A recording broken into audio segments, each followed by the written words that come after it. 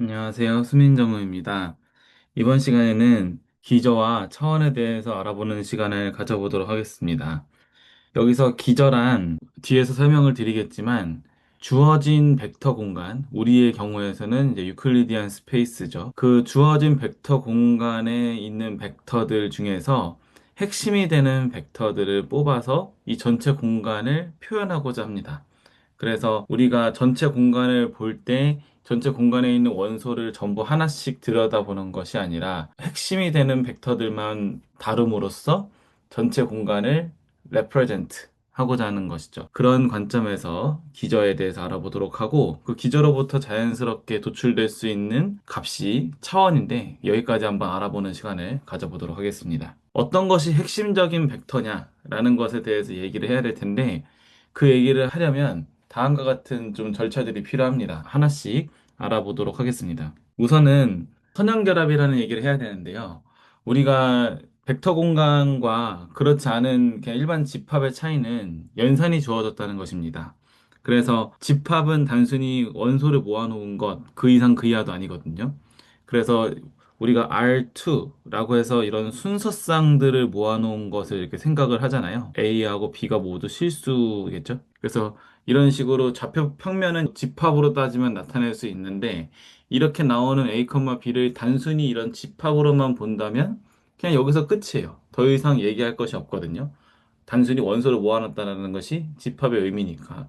그런데 여기에다가 우리가 자연스럽게 생각했던 것이 에디션과 스칼라 멀티플리케이션이었고 에디션을 정의할 때는 어떻게 했었느냐? A1, B1과 A2, B2를 더하는 것은 컴포넌트 와이즈리 더했었죠. 그래서 A1하고 A2를 더하고 B1과 B2를 더하는 식으로 덧셈을 했었습니다. 마찬가지로 스칼라 멀티플리케이션 같은 경우도 컴포넌트 와이즈하게 CA1, CB1 이런 형태로 주어지게 됐었죠. 그래서 이런 식으로 덧셈과 벡터 간의 에디션과 벡터에 대한 스칼라 멀티플리케이션을 정의하고 나면 더 이상 이제부터는 R2는 단순한 R2 이런 집합이 아니라 저런 더하기와 스칼라 곱을 가진 벡터 공간이 됩니다. 벡터들을 모아놓은 것을 벡터 공간이라고 하는 것이죠. 그러면 이게 시사하는 바가 있는데 지금 우리가 벡터라고 뽑은 것을 보면은 A, B라고 했었잖아요.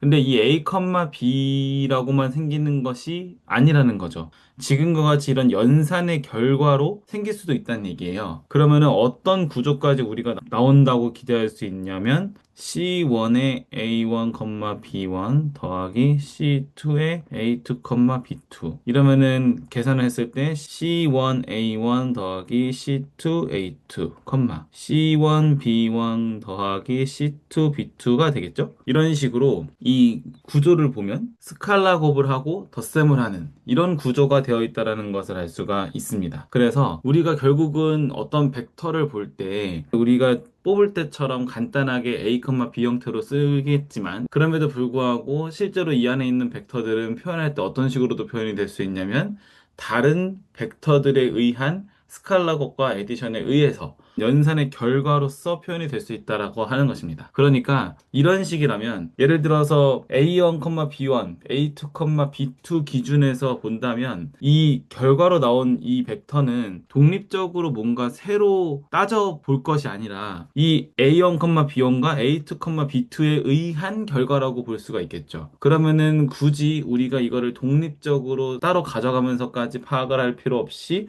그냥 이 두 개의 벡터만 가지고도 표현할 수가 있는 거예요. 물론 이 두 개의 벡터도 모두 필요한지 안 필요한지에 대해서는 판단이 필요하겠지만 우선 이 관계식만 놓고 봤을 때는 이 두 개의 벡터가 있다면 이 결과로서 나오는 이 새로운 벡터는 굳이 새로 가져갈 필요가 없이 그냥 이 두 벡터의 연산의 결과의 산출물로 보겠다. 이렇게 이해를 할 수가 있는 것이죠. 그래서 그런 관점에서 이제 핵심적인 벡터가 무엇이냐라고 하면은 결국 연산의 결과를 만들어내는 벡터, 그런 벡터들의 집합을 찾고자 하는 것입니다. 자, 그래서 이 선형 결합이라고 하는 것이 뭐냐? 리니어 컨비네이션이라고 하는데 이 리니어 컨비네이션은 주어진 벡터들의 덧셈과 스칼라 곱으로 이루어진 그 결과물에 해당하는 벡터를 이 리니어 컨비네이션이라고 부릅니다. 그래서 예를 들어서 2, 마이너스 1 같은 경우는 1,0과 0,1에 대해서 2배 마이너스 1배를 하면 얻을 수가 있죠. 결국 이거는 어떤 결과를 이해할 수 있냐면은 두 개의 벡터 1,0과 0,1이라고 하는 이 두 벡터 집합에 대한 리니어 컨비네이션인 겁니다. 물론 이 리니어 컨비네이션만 있을까요? 아니죠. 여기서 우리가 이 집합에 대한 리니어 컨비네이션은 말 그대로 이 1,0과 0,1로 만들어낼 수 있는 벡터를 따지는 거기 때문에 이 앞에 있는 스칼라를 바꿔준다면 그 스칼라에 맞게 벡터가 새로 나오게 될 것입니다. 그 중 하나가 2, 마이너스 1인 것이죠. 마찬가지로 1, 0, 0, 0, 0,1, 0,0,1 이것도 이제 이 세 가지의 벡터에 의해서 3, 1, 2를 다음과 같이 표현을 할 수가 있고 이것도 이제 이름을 부를 때 어떻게 부르냐면은 100, 010, 001 이 세 벡터에 대한 리니어 컨비네이션이라고 부릅니다. 이것도 마찬가지죠. 저 세 벡터에 대해서 스칼라를 어떻게 주느냐에 따라서 당연히 3, 1, 2가 아닌 다른 벡터들도 표현을 할 수 있을 거예요. 여기 예시로 들진 않았지만 예를 들어서 1,1 하나만 있는 이런 집합을 생각을 해볼게요. 그러면은 이 집합에 대한 리니어 컨비네이션은 어떻게 나올까? 라고 하면은 이 집합에 대한 리니어 컨비네이션은 모두 요런 꼴로밖에 안 나올 겁니다. 즉 A, A 형태로밖에 도출이 되지 않아요. 다른 게 없으니까 1,1에 대해서 더하기 할 건 없고 지금 스칼라 곱만 가능하겠죠. 하나밖에 없으니까. 그래서 이 경우에는 A, A만 가능하다는 거예요. 즉 무슨 말이냐면은 아무리 지금 1,0이나 0, 이렇게 모아놨거나 지금 이 예시 두 개에 대해서 보자면 사실은 이 앞에 있는 그 스칼라 곱을 모두 바꿔주면 이 두 개의 예시는 모두 R2나 R3 전체를 만들어낼 수 있거든요. 사실 임의의 A, B를 가지고 오더라도 앞에 A 써주고 B 써주면은 이거는 전체를 만들어낼 수가 있고 이 두 번째 것도 마찬가지로 A, B, C를 전부 다 앞에 개수로 그냥 바로 꽂아주면 원하는 결과를 얻을 수가 있거든요. 그러니까 이 경우가 일반적이냐라고 하면 그렇지는 않다라는 걸 얘기하고 싶은 거예요. 가령 여기 지금 1,1 같은 경우는 여기서 스칼라를 내가 아무리 바꿔준다 하더라도 예를 들어서 1,0을 만들어낼 수 있는 방법이 없는 거죠. 여기 A가 같이 움직여야 되니까. 그래서 이게 집합을 막 마음대로 잡는다고 해서 항상 그 전체 벡터를 만들어낼 수 있는 것은 아니고 그냥 방향상 봤을 때 이 주어진 벡터 집합이 있으면 이 벡터 집합으로부터 만들어낼 수 있는 그 벡터들을 리니어 컨비네이션이라고 부르는 것이지 이게 반드시 전체 집합에 있는 벡터를 임의로 표현할 필요는 없다. 그렇게 될 수는 없는 거죠. 그런데 그렇게 되는 친구를 찾고 싶은 거예요. 그렇게 되는 부분 집합을 찾고 싶고 그렇게 되는 부분 집합을 우리가 뭐라 부르냐면은 생성 집합이라고 부릅니다. 그래서 이제 스패닝 서브셋이라고 부르기도 하고 혹은 제너레이팅 서브셋이라고 부르기도 하는데요. 결국 생성 집합이 되는 예시가 바로 이 1,0, 0,2 요것이나 이 100, 010, 001이 되는 이 두 가지의 집합이 바로 대표적인 예시가 되겠습니다. R2에서는 다른 것도 워낙에 많지만 하나만 더 예시를 들자면 뭐 이런 것도 될 수 있어요. 1,0과 1,1 이렇게 해도 생성 집합이 되고요. 마찬가지로 1,0, 1,1, 0,1 이런 식으로 넣어서 해도 얘도 생성 집합이 됩니다. 그러니까 생성 집합이라고 하는 것은 지금 주어진 벡터들의 어떤 조합으로 리니어 컨비네이션을 통해서 임의의 R2에 있는 벡터 혹은 R3에 있는 벡터를 만들어낼 수 있느냐가 핵심이고 지금 제가 들어놓은 이 친구들은 모두 그런 조건에 해당하는 것이죠. 그런데 자 여기까지 좋아요. 그러면 지금 이제 1, 0,1이나 이런 것도 보면은 뭐 두 개짜리도 있고 세 개짜리도 있고 지금 그렇게 돼 있죠. 막 여러 가지가 섞여 있는데 일단 R2 기준에서만 한번 보자고요. 이렇게 두 개짜리. 그러면은 이 경우는 벡터가 두 개죠. 이 경우도 벡터가 두 개죠. 근데 이 경우는 벡터가 세 개죠. 이렇게 돼도 생성집합이 된다라고 지금 주장을 하는 거예요. 자, 그러면은, 이게 두 개일 수도 있고, 세 개일 수도 있고, 뭐, 때에 따라서는 네 개, 다섯 개, 여섯 개일 수도 있다는 얘기겠네요. 그쵸? 한 개짜리는 생성집합이 될까? 이거는 이제 사실 증명을 해야 되는 거리긴 한데, 사실 한 개짜리는 생성집합이 되지 못합니다. 언제? R2에서는. R2에서는 이 한 개짜리는 어떻게 벡터를 잡든 간에 어쨌든 나오는 게 이 한쪽 방향으로밖에 안 나오잖아요. 그러니까 평면 전체를 표현할 수 있는 방법이 사실 없겠죠. 그렇지만 두 개 이상을 잘 넣어주면, 두 개도 이게 같은 직선 위에 있는 점 두 개를 넣어버리면 어차피 만들어내는 벡터가 똑같아지기 때문에, 그렇게 말고 평면상에 있는 벡터를 잘 표현할 수 있게끔 잘 넣어주면은 생성집합을 만들어낼 수가 있어요. 정확히는 이 평면 같은 경우는 같은 직선 위에 있지 않은 점만 매칭을 시켜주면 됩니다. 예를 들어서 어떤 벡터가 이렇게 생겼고, 이 벡터에서 이 벡터가 만들어내는 직선이 지금 요 라인일 거잖아요. 근데 이 라인 위에 있는 점을 하나 더 갖고 와서 만든다면, 예를 들어서 여기에 있는 점을 갖고 와서 이렇게 벡터를 만든다고 해봐요. 그러면 이렇게 만들어서는 어차피 이 파란색 벡터나 검은색 벡터나 스칼라고블에서 만들어내거나 자기네끼리 더해서 만들어봤자 이 라인 위에서밖에 못 만들거든요. 그러니까는 평면을 표현하지 못하는 것은 매한가지예요. 그런데 예를 들어서 보라색 벡터가 뭐 예를 들어 이 정도로만 나와줘도, 그러면은 이 파란색 벡터하고의 조합이든 검은색 벡터하고의 조합이든 뭐 아니면 세 개 다든, 얘가 들어감으로써 나머지 이 전체를 표현할 수 있는 근거가 되는 것이죠. 이거를 늘리고 줄이고 얘도 늘리고 줄이고 해서 이 안에 있는 벡터를, 이 점들을 모두 표현할 수가 있는 것이기 때문입니다. 자, 여기까지는 좋았어요. 그럼 생성집합까지는 됐는데, 이제 아까 방금 이제 제가 말씀을 드린 것처럼 두 개일 때도 있고 세 개일 때도 있다 이겁니다. 그러면은 예를 들어서 지금 이 친구와 이 친구 혹은 이 친구 세 개를 바라보자면, 앞에서 이그젠플 들었던 거와 요 세 개짜리 집합을 한번 예시를 들어볼게요. 둘의 차이는 1,1이 더 들어갔다라고 하는 것의 차이입니다. 1,1이 더 들어간 것밖에 없거든요. 그러면은 원래 이 1,0이랑 0,1만 두 개만 있었어도 이미 평면을 잘 만들어내고 있었어요. 그러니까 1,1 같은 경우는 굳이 들어가지 않았어도 전체 평면을 만들어내고 있었습니다. 그렇다고 해서 얘가 들어간다고 못 만드는 것이냐는 아니에요. 얘가 들어가도 만들 수는 있습니다. 하지만 1,0과 0,1이 이미 만들고 있었다 정도의 사실이 있는 거죠. 자, 그러면은 이제 우리가 관심을 갖고 있는 건 뭐냐면, 주어진 벡터 집합이 있을 때 이 벡터 집합이 만들어내는 선형 결합이 있을 거 아니에요. 그 선형 결합이 전체를 만들어내는 걸 일단 냅두고, 얘도 마찬가지예요. 전체를 만들어낼 수 있을지 없을지는 모르겠는데, 일단 이 벡터들의 집합이 있다고 이렇게 해보죠. 이 벡터들의 집합 중에서 서로가 서로를 표현할 수 있는가 없는가에 대해서 한번 볼게요.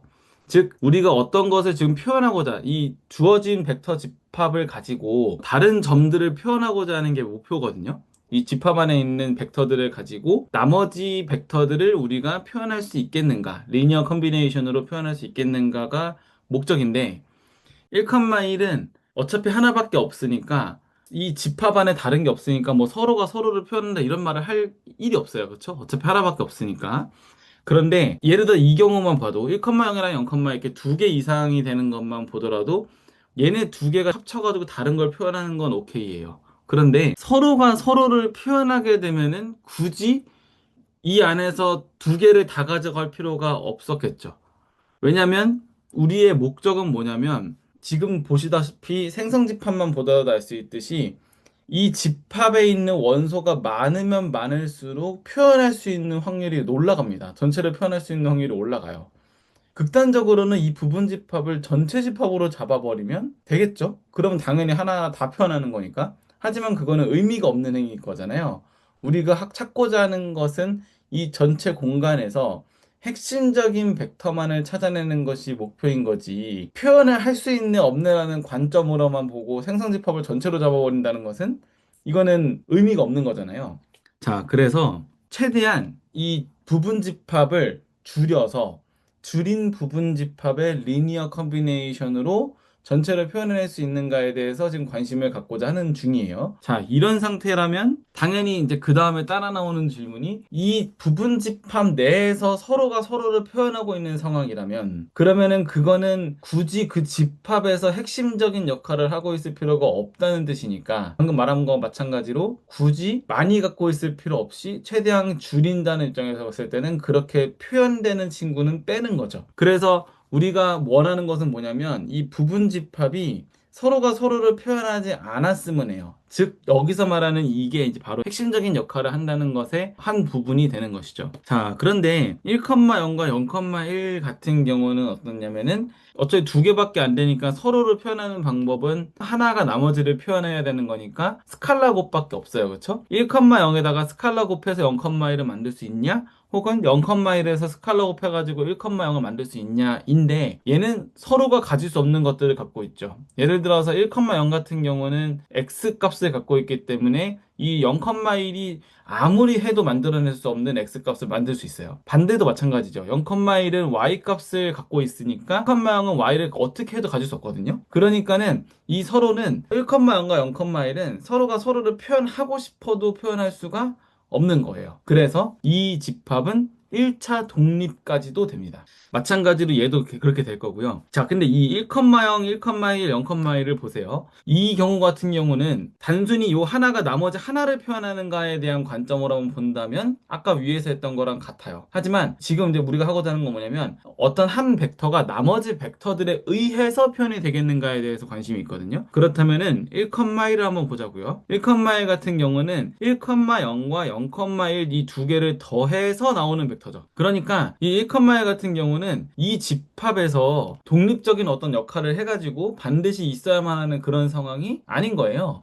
1,0과 0,1 두 개의 합으로 1,1을 표현할 수 있기 때문이죠. 물론 그렇기 때문에 지금 이 논리에 의하면은 1,1을 여기서 빼도 그래서 빼고 이 두 가지만 가져가도 충분하다라고 얘기를 할 수가 있는데 반드시 1,1만 그러냐라고 하면은 꼭 그렇지는 않습니다. 예를 들어서 1,0과 1,1을 기준으로 보자면 0,1은 나머지에 의해서 표현이 될 수 있을까라고 하면은 표현이 됩니다. 이 0,1을 만들어낼 때 어떻게 만들어낼까? 여기는 0,1이란 말이에요. 그리고 여기는 1,0이잖아요. 그러니까 이쪽에서는 아무리 스칼라벨을 해도 y 파트를 만들어낼 수 없는 걸 알고 있으니까 y 파트는 여기서만 담당을 해야 돼요. 그런데 지금 이미 y 파트가 1이죠. 그러니까 여기서는 개수가 1이 될 겁니다. 그렇다면은 나머지 x 값만 조절해주면 되겠죠. 여기 x가 1이죠. 근데 결과는 x가 0이죠. 그러니까는 앞에서 마이너스 1을 곱해주면 이 0,1을 만들어낼 수가 있는 거예요. 그럼 결국은 이 지금 0,1을 만들어내는 데 있어서 1,0과 1,1의 리니어 컨비네이션으로 0,1을 표현하게 됐잖아요. 그러니까 0,1은 이 경우 이런 관점에서 본다면 1,0과 1,1 기준으로 0,1을 표현했으니까 리던던트한 거죠. 그러니까 이 경우는 0,1을 뺄 수 있다고 할 수 있어요. 결국 이 1,0, 1,1, 0,1 이 세 개는 이 세 개 중에 어느 하나는 나머지 두 개에 의해서 표현이 되기 때문에 제거를 해줄 수가 있다. 다시 말해서 이 경우는 1차 독립이 아니라는 얘기입니다. 1차 독립이 아닌 것은 1차 종속이라고 불러요. 이런 경우를 1차 종속이라고 부르고 이제 영어로는 linearly dependent라고 부릅니다. linearly independent, linearly dependent 이렇게 부르는 것이죠. 그래서 이제 두 가지를 한 거예요. 지금까지 한 거를 다시 한번 이제 얘기를 해보자면은 우리는 집합이 있었고 그 집합은 원소를 단순히 모아놓은 것에 불과하더라. 그래서 R2라고 해도 그냥 A, B를 모아놓은 것에 불과했더라.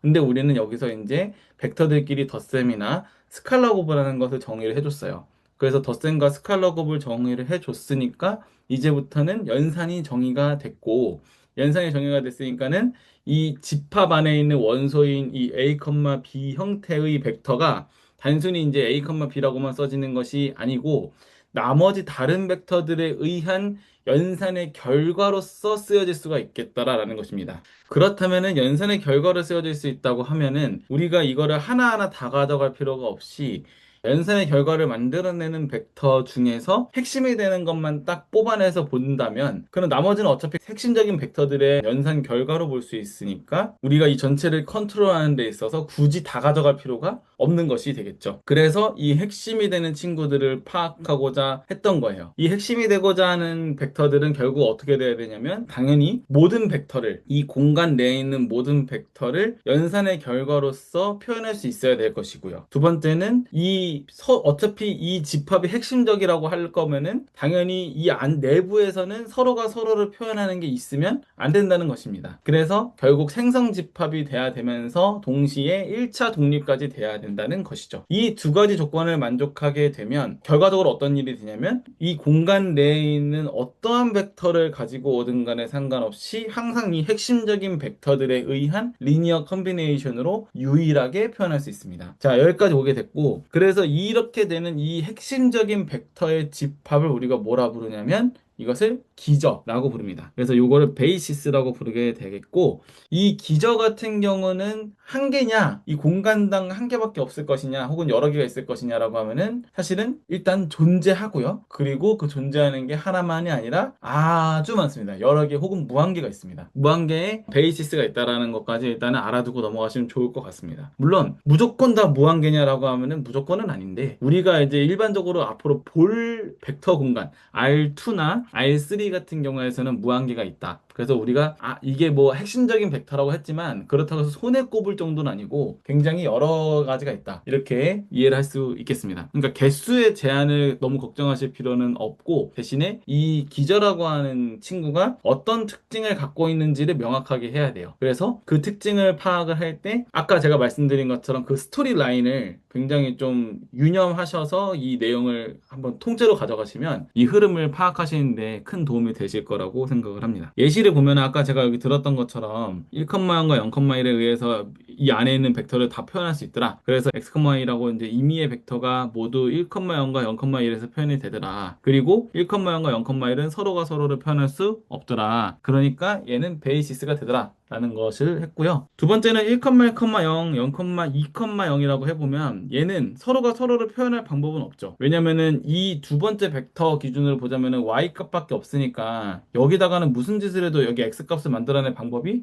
없잖아요. 움직이면 다 같이 움직여야 되는데, 그쵸? 그래서 결과적으로 얘가 얘를 표현할 수 없고, 반대도 마찬가지로 이 친구 입장에서는 x랑 y가 같이 움직여야 되는데 여기는 x 값은 없고 y 값만 이렇게 살아 있잖아요. 그러니까는 서로가 서로를 표현할 수 없는 것이죠. 그래서 리니얼리 인디펜던트는 되는데 그럼에도 불구하고 얘는 전체 공간을 스팬할 수는 없어요. 왜냐? 전체 공간을 스패닝 하려면은 이 z 값이 있어야 되잖아요. R3니까 z 값이 있어야 되는데 얘도 그렇고 얘도 그렇고 스칼라고 아무리 해봤자 이 z 값이 다 모두 0이기 때문에 우리가 여기서는 R3를 만들어낼 방법이 없더라. 그래서 전체 공간을 스팬할 수는 없더라. 여기까지 됐고요. 자, 그 다음에 아까 방금 제가 이거 위에서 얘기했던 것처럼 기저가 사실 굉장히 무한계라고 했잖아요. 그럼 기저마다 어떤 특징이 있지 않을까라고 또 생각을 해볼 수 있는데, 기저라는 게 도대체 그럼 뭐 하는 거냐? 그러니까 뭔가 핵심적인 벡터인 건 알겠다. 뭔가 일부만 가지고 전체 공간을 표현을 하고 서로가 서로를 표현하지 못해서 핵심적인 벡터만 남은 것. 여기까지 좋다 이거예요. 그러면 그게 무슨 의미냐라고 생각을 해보자면 R2의 입장에서 우리가 좀 이제 모티베이션을 전달할 수가 있을 텐데, 이거는 꽤 중요한 아이디어입니다. 앞으로 우리가 해야 될 내용에서 굉장히 중요한 부분을 차지하니까 집중을 해서 보셔야 되겠습니다. 일단 우리가 알고 있는 R2라고 하는 것은 좌표 평면이잖아요. 좌표 평면은 좌표 평면이라는 그 말 자체에서 이미 좌표가 들어갔긴 했지만, 우리가 보통 일반적으로 생각하는 평면은 예를 들어 A4 용지로 생각을 해보세요. 지금 이 노트를 생각하셔도 되고요. 어쨌든 이런 평면 같은 경우는 좌표가 주어져 있지 않죠. 뭐 X값이 뭐고 Y값이 뭐고, 이거는 이 평면 위에다가 우리가 좌표를 부여해서 거기서부터 좌표를 가지고 우리가 얘기를 하는 거지, A4가 하나 주어져 있을 때는 A4에는 당연히 어떤 좌표값, 뭐 X값이 뭐고 Y값이 뭐 이런 거 없잖아요. 그런 거를 생각해 보세요. 그러면 두 가지를 분리해놓고 보자는 거죠. 평면이 있고 그 평면 위에 좌표를 얻는다. 그럼 우리가 얻는 좌표라는 건 뭐였나요? 일반적으로 좌표라고 하면은 X축하고 Y축을 얹죠. 그리고 보통 이 X축과 Y축은 직각을 이룹니다. 그래서 우리가 이 좌표 평면에 있는 이 좌표계를 직교 좌표계라 불러요. 그냥 아무 좌표계가 아니고 직교 좌표계. X와 Y가 수직을 이루고 있는 상태의 이 좌표 시스템을 우리가 이것을 직교 좌표계라고 부르는 것이죠. 그래서 우리가 평면상에 있는 점들을 바라볼 때 2,1 위치에 있는 점이 있을 거잖아요. 예를 들어서 이렇게 X축과 Y축, 지금은 이제 보조선으로 긋다고 생각해 보세요. 그럼 여기서 2,1이라고 하면 여기가 2,1이잖아요. 원점을 기준으로 얘가 2,1이라고 하면 우리가 이 점을 표현하고 싶었던 거예요. 그러면 이 점을 표현할 때 2,1이라는 것도 지금 어떤 입장에서 표현한 거냐면 X축과 Y축이 있고 그 X축 방향으로 두 칸, Y축 방향으로 한 칸을 갔으니까 2,1이라고 표현을 하는 거잖아요. 여기서 잘 생각해 보시면 X축 방향으로 두 칸이라는 말을 했다는 것이 우리가 칸의 개념을 어떻게 알고 있죠? X축 방향도 그렇고 100번 양보해서 거기까지 된다 쳐도 그게 두 칸이라는 말이 무슨 말이냐? 이거를 생각해 볼 수가 있겠죠. 실제로 X축 방향으로 두 칸이라고 하는 것은 이렇게 우리가 여기를 1로 삼고 1,0이라고 하는 요 벡터가 있어서 이 벡터가 하나 주어진 상태에서 그 방향으로 두 배를 하라는 얘기예요. 마찬가지로 0,1이라는 벡터가 있어서 그 방향으로 한 번 가라는 얘기예요. 그래서 그 두 개의 벡터가 더해져서 나오는 벡터가 이 2,1인 것이죠. 그렇다면 우리가 지금 좌표라는 것을 얘기해서 그렇지 실제로는 이 평면만 놓고 봤을 때에는 1,0과 0,1이라는 게 절대적이지는 않죠. 그쵸? 그러니까 말 그대로 평면이잖아요. 평면이니까 우리가 반드시 X축과 Y축이 있을 필요가 없다고 했잖아요. 그럼 당연히 1,0과 0,1이라는 말을 할 수도 없죠. 그렇다면 어디까지 얘기할 수 있느냐라고 하면 이 위치에 있는 점을 표현하는데 반드시 이런 직각인 직교의 어떤 좌표계가 필요하지 않다라는 겁니다. 그게 절대적이지 않더라. 그러면 어떤 거를 갖고 올 수 있냐면 지금 이런 식으로 2,-3과 0,2도 베이시스가 되거든요. 그리고 이 2,-3과 0,2를 가지고 2,1을 표현한다면 2,-3 방향으로 한 칸, 0,2 방향으로 두 칸을 가면 2,1을 만들어낼 수 있어요. 그러면 이게 어떻게 되는 거냐면 만약에 지금 관점은 뭐예요? 1,0과 0,1이 만들어내는 이런 좌표계 상에서 이런 수직인 좌표계 상에서 봤을 때 여기가 두 칸을 가고 한 칸을 갔으니까 이 점을 얻었다는 거잖아요. 그렇다면은 이것도 마찬가지 관점으로 볼 수 있다는 거죠. 평면이 주어진 상태에서 2,-3과 0,2가 만들어내는 좌표계를 생각하고 그 좌표계에서 1,2를 보는 거예요. 그게 바로 2,1 이 점을 가리키게 될 것이다. 라는 것이 주장입니다. 실제로 그거를 그림으로 표현한 것이 바로 여기 있는 그림이에요. 여기 보시면은 제가 아까 방금 말씀드린 것과 같이 이렇게 두 칸을 가고 한 칸을 가면은 요 2,1을 만들어낼 수 있었잖아요. 이 2,1이라고 하는 것은 제가 일단 표현을 하기 위해서 1,0과 0,1의 언어로 2,1이라고 이름을 부르고 있어요. 그 같은 위치에 있는 점을 만약에 2,-3과 0,2가 만들어내는 좌표계에서 표현한다면 어떻게 될까? 라고 하면 이것도 기저가 되는데 이번에는 평면을 X축, Y축에 한 칸씩 한 칸씩 가는 걸로 이해하는 것이 아니고 2,-3에 해당하는 벡터와 그리고 0,2에 해당하는 그 벡터를 찾아서 보는 거예요. 그러면은 이 벡터 2,1이라고 하는 이 빨간색 벡터는 결국 어떤 식으로 얻어질 수 있냐면 2,-3 방향으로 한 칸 그리고 0,2 방향으로 두 칸을 가서 2,1을 만들어내더라 라는 것입니다. 되셨나요? 그래서 이런 식으로 되는 것이 바로 우리가 원하는 이 베이시스의 관점이다. 다시 말해서 베이시스라고 하는 것은 아까도 말씀드렸다시피 전체 공간을 표현하는 데 있어서 유일하게 표현하는 거, 핵심적인 의미로 표현하는 것이 기저라고 했었잖아요. 근데 그 기저가 그런 식으로 했을 때 그런 조건을 만족하는 기저라고 하는 부분 집합이 벡터 공간 내에 여러 가지가 있을 수 있다는 거예요.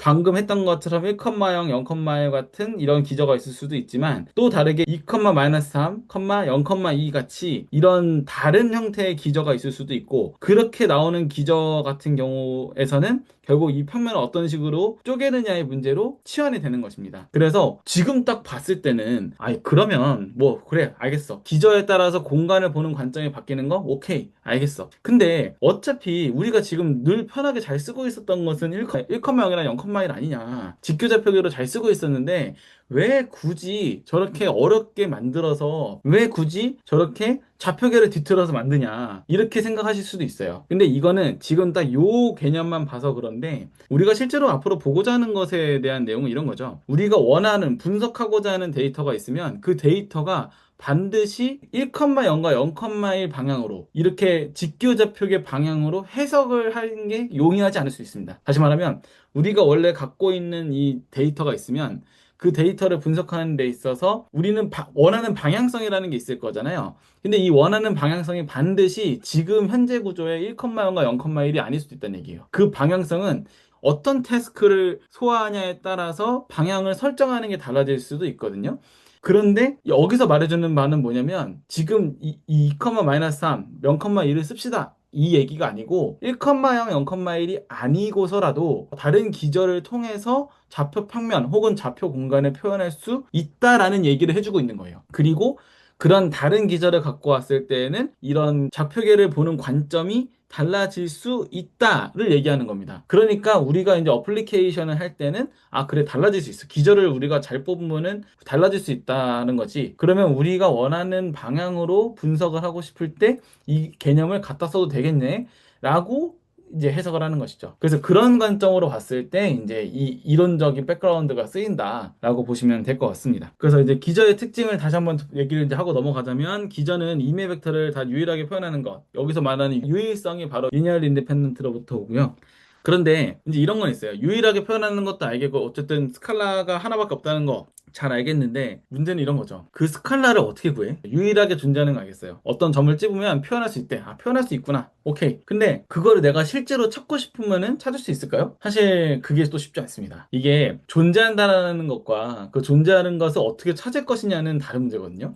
여기서 방금까지 얘기했던 거는 어떤 점을 표현할 수 있으면 임의의 점을 이 내가 갖고 있는 벡터 셋에 의해서 리니어 컨비네이션으로 표현할 수 있으면 뭐 생성집합이라 하자라고 했던 거잖아요. 그러니까 표현할 수 있냐라는 것만 체크를 했지 실제로 그래서 어떻게 그거를 내가 실제로 찾아서 하는데 이 스칼라가 그래서 뭔데? 라는 것에 대해서는 답을 하지 않았어요.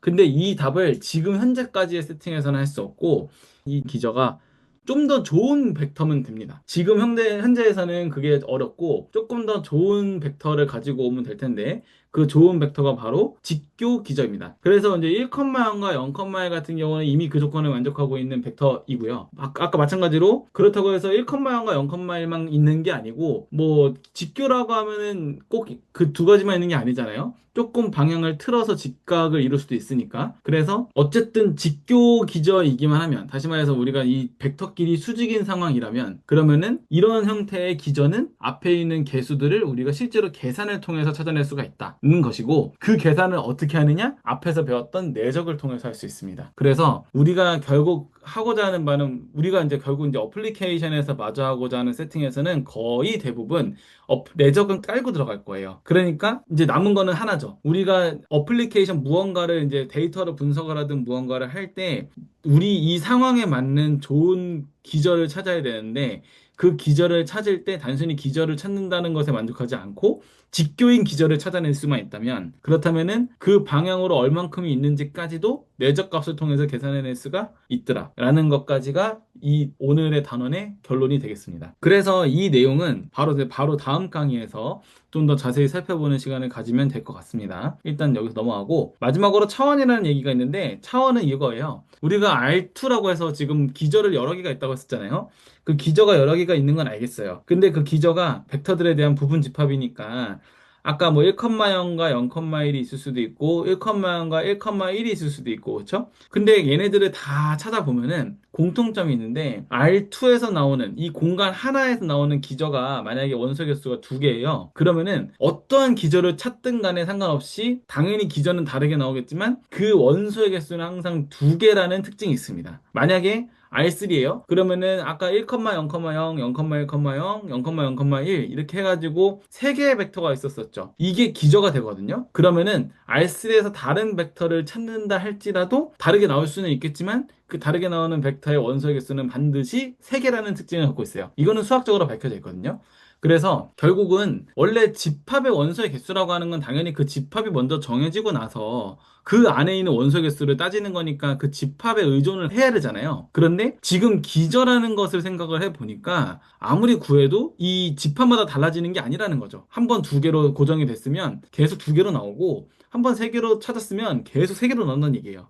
그래서 이거는 물론 집합만의 특징이 집합의 원소 개수니까 집합의 특징은 맞지만 이것은 집합마다 달라지는 상황이 아니다. 기저의 원소의 개수라고 하는 것은 이 공간에 의존하는 값이구나 라는 거를 이제 알 수가 있고 그래서 그 값을 우리가 뭐라 부르냐면 디멘전이라고 부르는 것입니다.